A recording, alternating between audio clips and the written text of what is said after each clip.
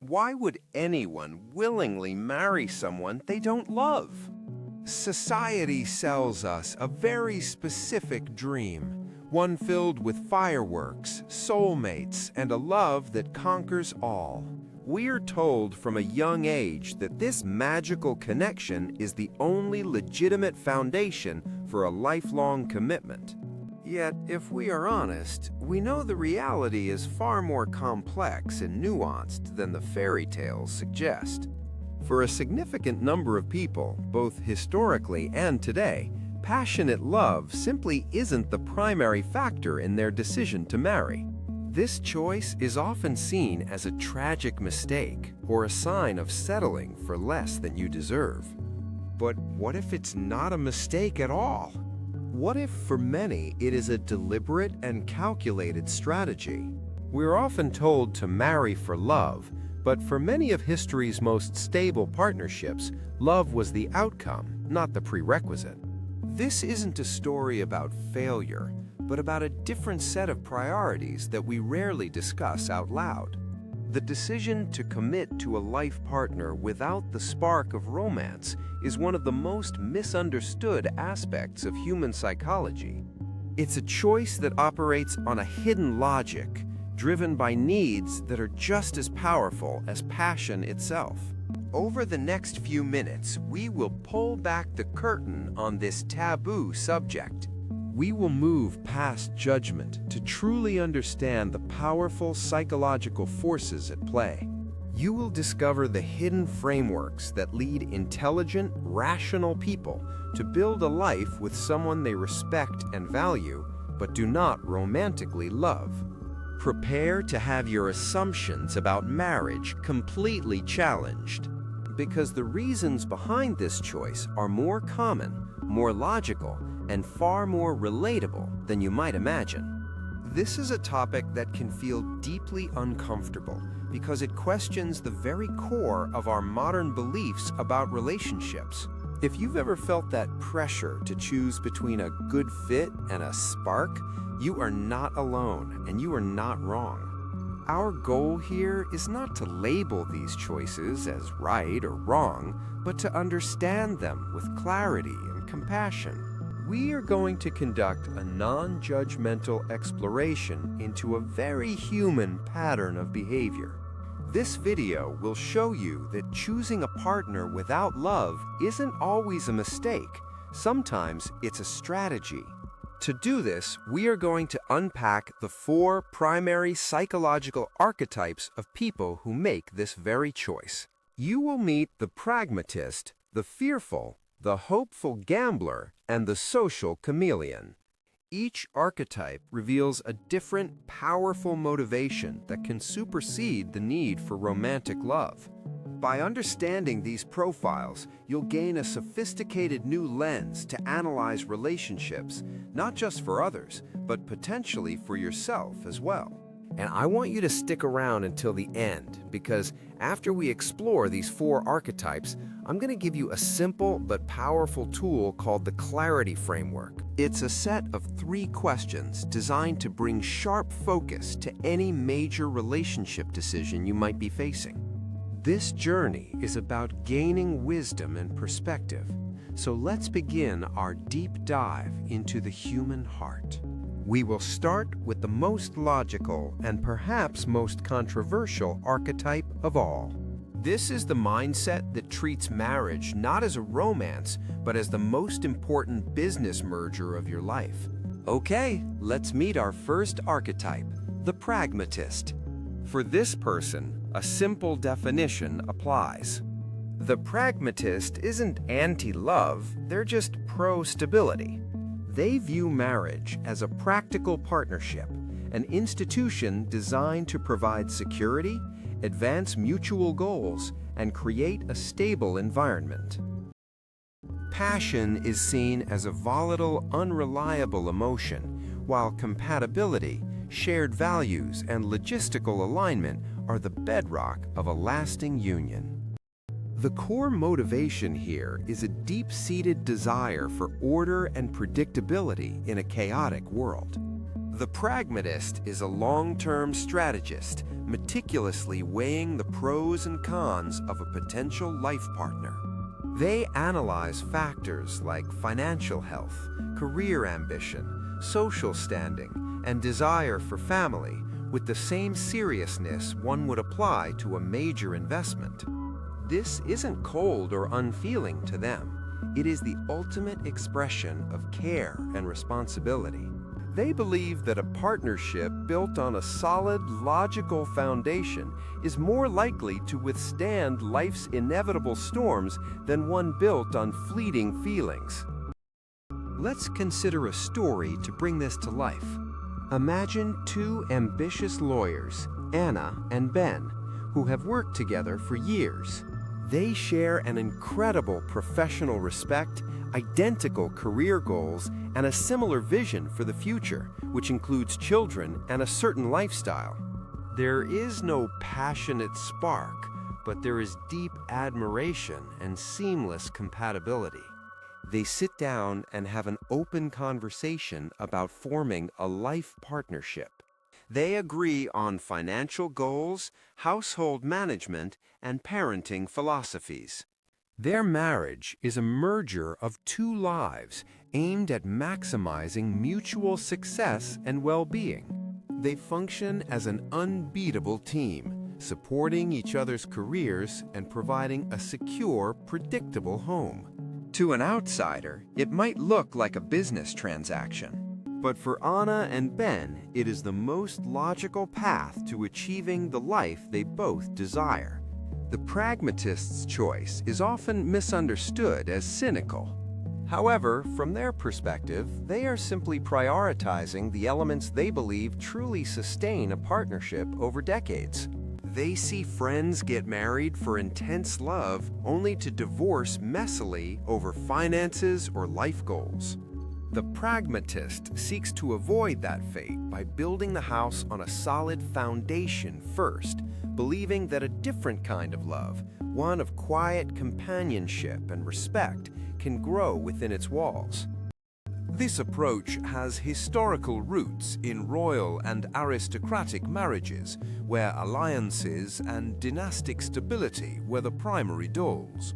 The modern pragmatist has simply adapted this ancient logic for a world of corporate ladders and dual-income households. They are not against happiness, they simply define it differently.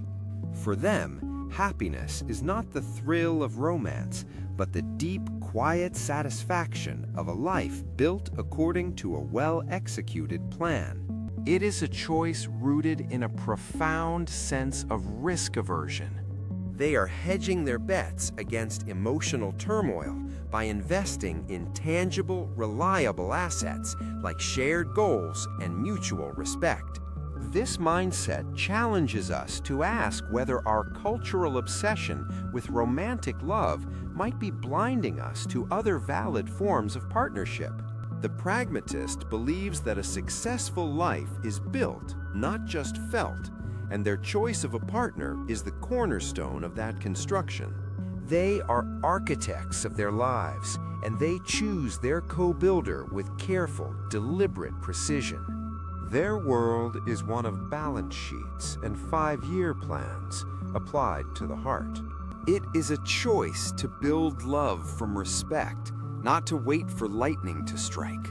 This archetype is defined by its proactive and strategic approach to life's most significant partnership. The goal isn't just to be in love, but to have a successful life, and the partner is the key variable in that equation. But what if the reason isn't about a strategic move towards a better future, but a desperate move away from a terrifying one? This brings us to our second archetype, the fearful. The fearful is not marrying for something, but rather they are marrying against something.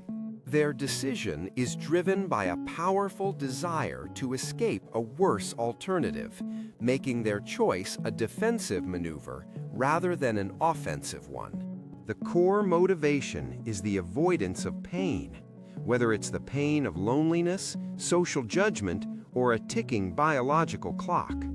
Their decision-making process is clouded by anxiety and a sense of impending doom. They look at a partner who is good enough and see a lifeboat, a safe harbor from the storms of their own fears. This could be the intense fear of being alone forever, especially after a painful breakup or watching all their friends get married. It can also be driven by immense pressure from family or a cultural community that equates being single with failure. For some, it's the visceral fear of time running out to have children. Let's picture Sarah. She is 32 and just ended a passionate but tumultuous long-term relationship. She's heartbroken and emotionally exhausted. All of her friends are married with kids, and every family gathering comes with questions about her love life.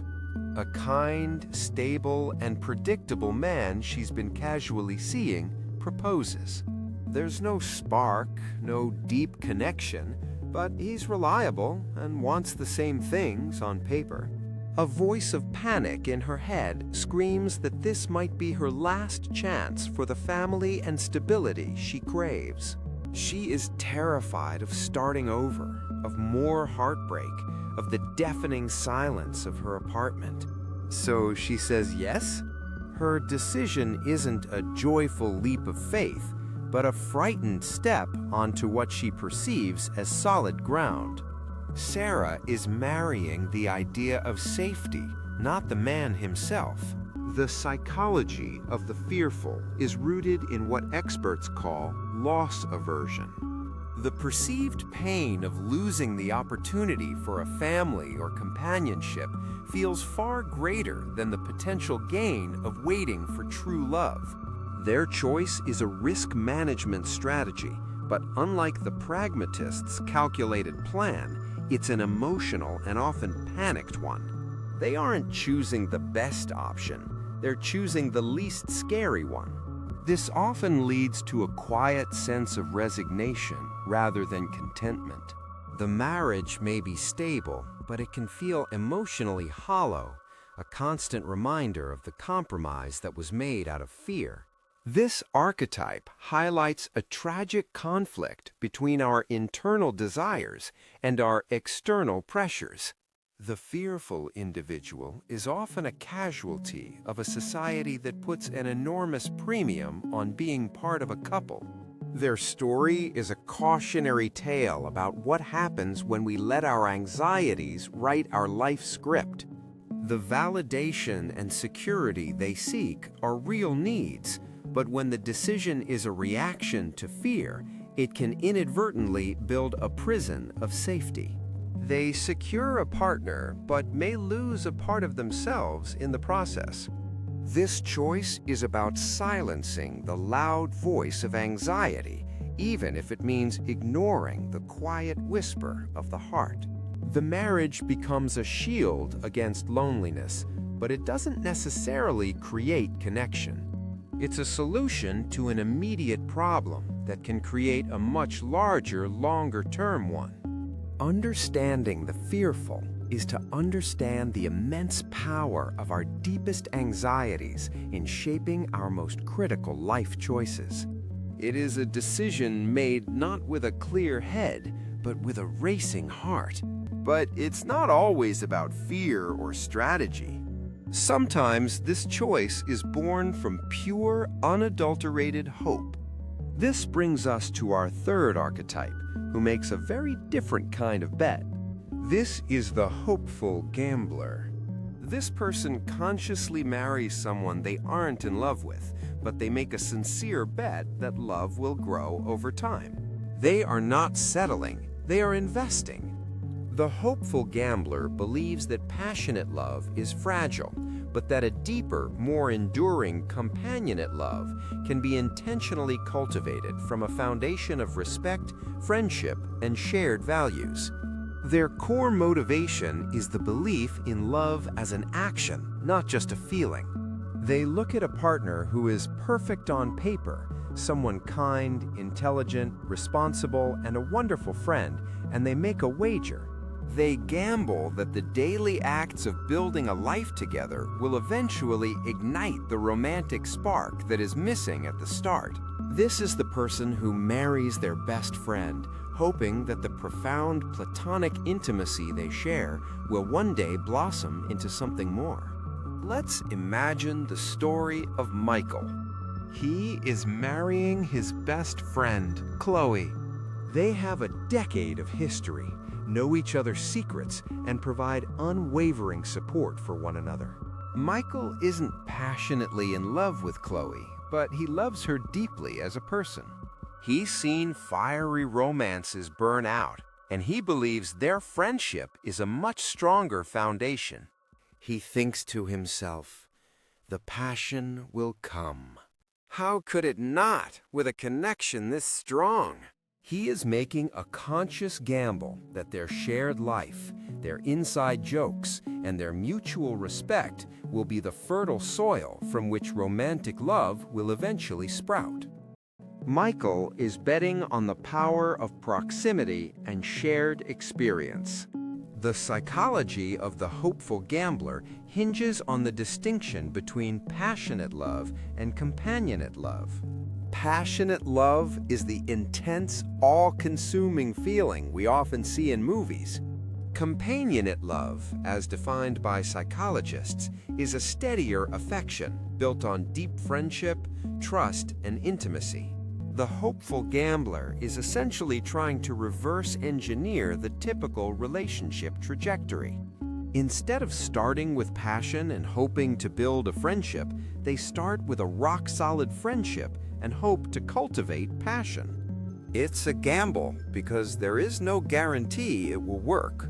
For some, the gamble pays off beautifully. The shared life does create a profound, loving, and romantic bond that is stronger for having been built on such a solid footing. For others, the spark never ignites. They end up in a partnership that feels more like a roommate situation, filled with respect, but lacking the romantic intimacy they ultimately craved. This leaves them in a state of quiet longing, trapped in a good marriage that isn't the one their heart truly wanted. The hopeful gambler represents a beautiful faith in human connection and the power of choice. They believe love is a verb, something you do, not just something that happens to you. Their story is one of optimism and intention. They are actively trying to build the love they want, rather than passively waiting for it to find them. This archetype challenges the romantic notion that love must be an instantaneous lightning bolt. It suggests that perhaps the most enduring love is the one that is carefully and deliberately grown. But it also carries the inherent risk of a bet that doesn't pay off, leaving them with a compatible partner but an unfulfilled heart. Their choice is an act of profound faith in the process of building a life with another person. They are planting a seed of friendship and watering it with commitment, hoping it will one day flower into romance. Our final archetype's choice isn't driven by logic, fear, or hope, but by the powerful, often invisible force of the world around them. Meet the social chameleon. This person marries without love because they are conforming to a powerful social, cultural, or religious script. Their choice is less about the partner and more about fulfilling a prescribed role and maintaining harmony within their community. The core motivation is a deep-seated need for belonging and approval. The social chameleon's identity is heavily intertwined with their family, culture, or faith. Stepping outside the expected path feels like a betrayal, not just of others, but of a part of themselves. Their marriage is an act of adherence to a life plan that was written for them long ago. The motivations can range from pleasing parents in a culture with strong traditions around marriage to adhering to a religious doctrine that prescribes a specific type of union. It can also be about maintaining social standing within an elite community where the right marriage is a crucial status symbol. Consider the story of Priya. She comes from a conservative, tight-knit culture where marriages are often suggested by families. A suitable match is found for her, a man from a good family with a stable career. Priya doesn't love him, but she respects him and knows he will be a good husband and father. All her life, she has been taught that a good daughter honors her family and community. The thought of rejecting the match and causing a rift in her family is unbearable. She sees the approval in her parents' eyes and feels the collective sigh of relief from her community. So she agrees to the marriage.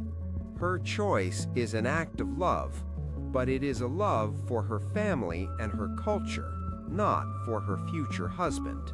Priya is adapting to her environment to ensure survival and belonging, just like a chameleon changing its colors.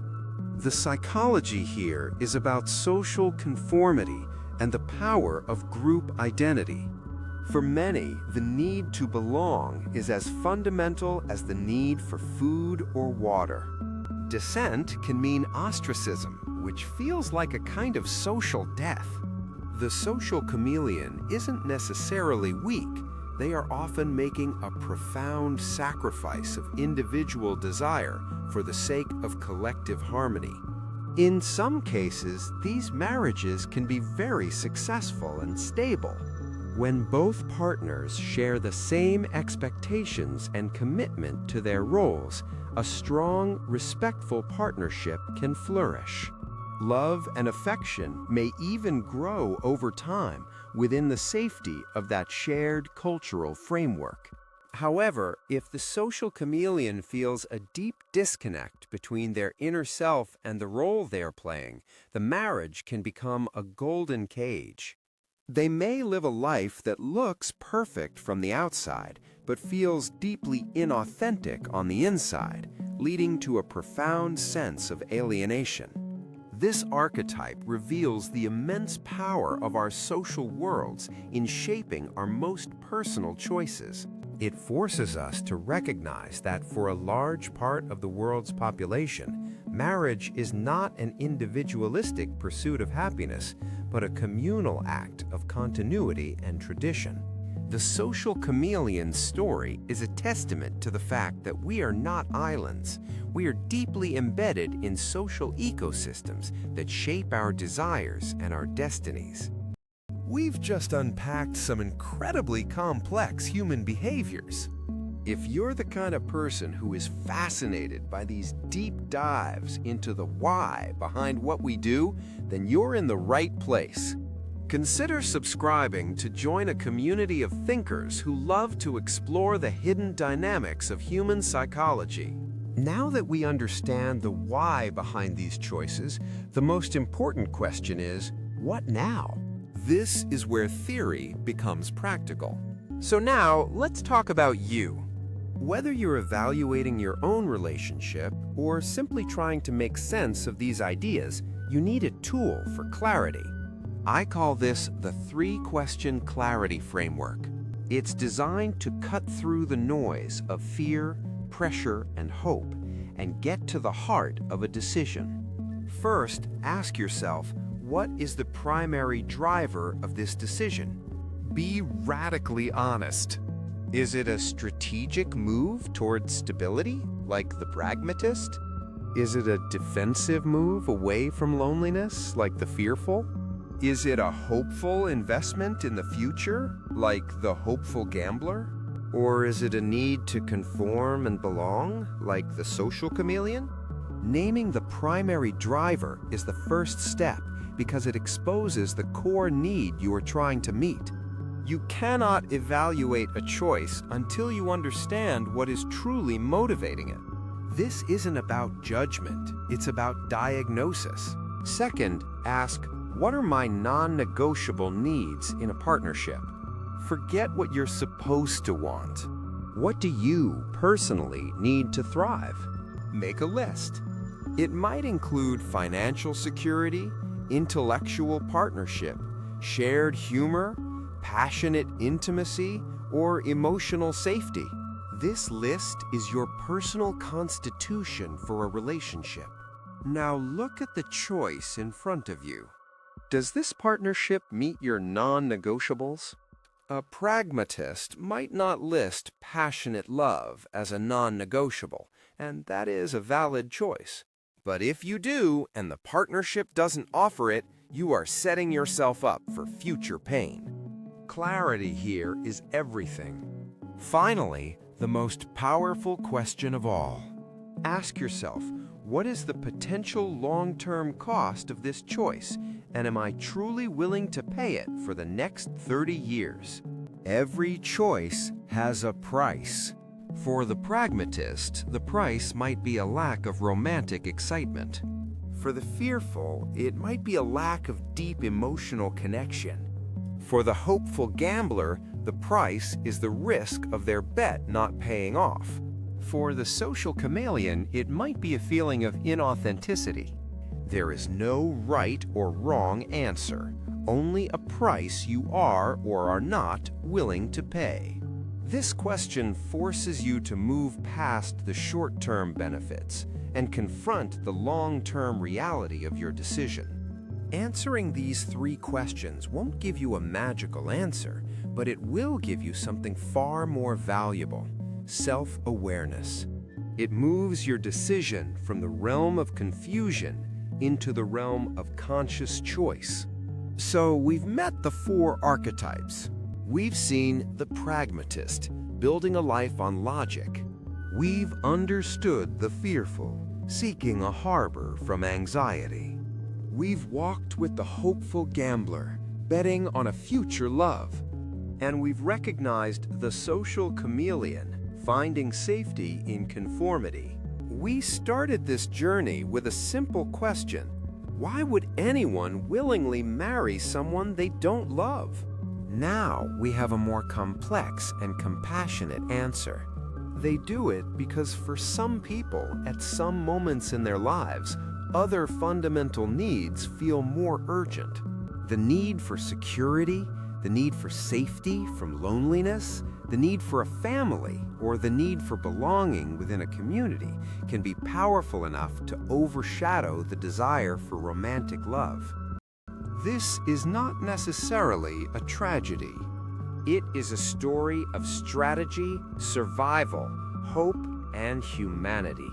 It reminds us that there are as many reasons to build a life together as there are people on this planet.